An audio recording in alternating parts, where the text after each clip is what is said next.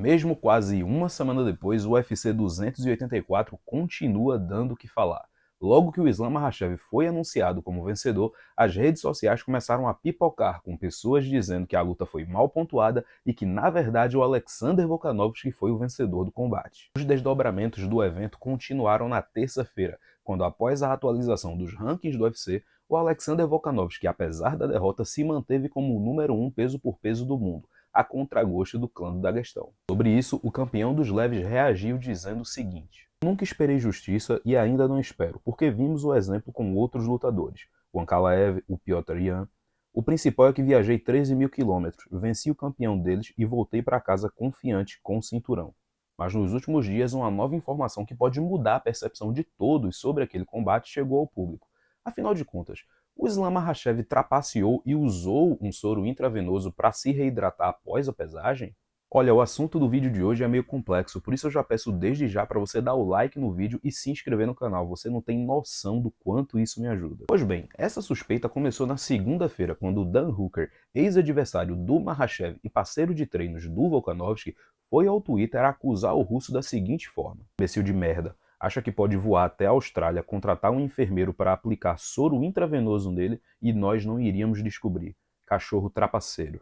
Vejam só, essa prática de usar soro intravenoso para se reidratar depois de bater o peso era muito comum antigamente, até porque é uma forma rápida e saudável de repor todos os sais minerais e nutrientes que o corpo perde no corte de peso. O problema é que desde 2015 essa prática é mais ou menos proibida pela maioria das comissões atléticas do mundo. Eu vou explicar isso melhor daqui a pouco.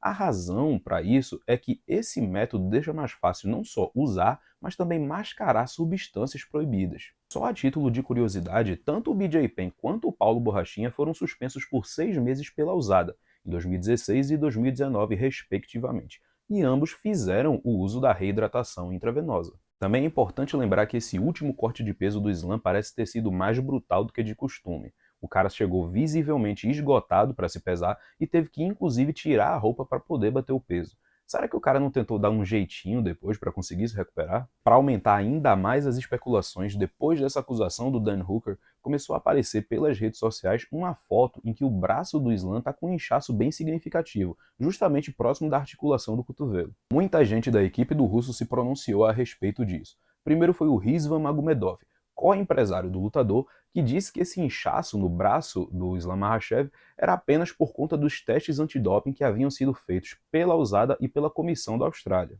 O próprio Makhachev confirmou essas alegações, dizendo que os exames antidoping foram realizados na quarta-feira e as fotos tiradas na quinta-feira. Ele também foi ao Twitter e respondeu Dan Hooker, dizendo que o australiano vai ter que ser responsabilizado pelas acusações. Mas sem sombra de dúvidas, a declaração que mais chamou atenção e deixou mais gente com a pulga atrás da orelha foi a do Ali Abdelaziz, o empresário do Islam.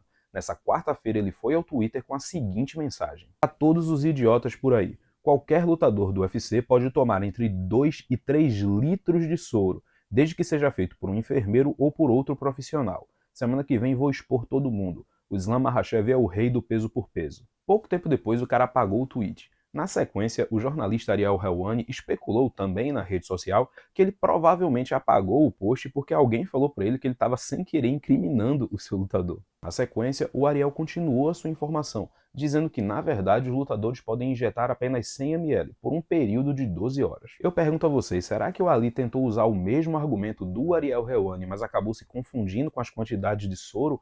Ou de fato o Makhachev se reidratou com mais de 100 ml?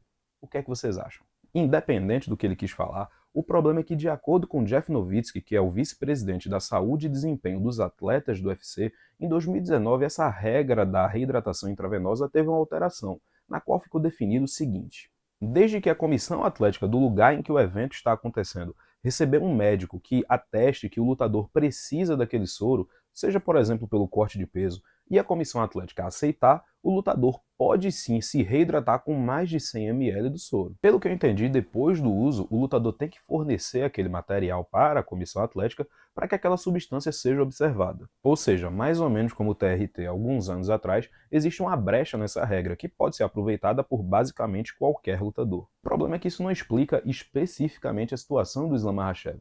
Primeiro porque ainda não ficou claro se ele fez ou não a reidratação. E segundo, porque na comissão da Austrália, não só a reidratação intravenosa é proibida, como o próprio corte de peso é proibido. Imagina a quantidade de lutador que não seguiu essa regra no último UFC. Então é isso, pessoal. Se você gostou do vídeo, clique em gostei. Vocês não têm noção da dificuldade que foi colher essas informações para fazer esse vídeo. Me sigam nas redes sociais do Corner Preto, que vão estar aparecendo na sequência. E, por favor, não deixem de se inscrever no canal. Como eu sempre digo, tem uma série de vídeos aqui que eu tenho certeza que vocês vão gostar.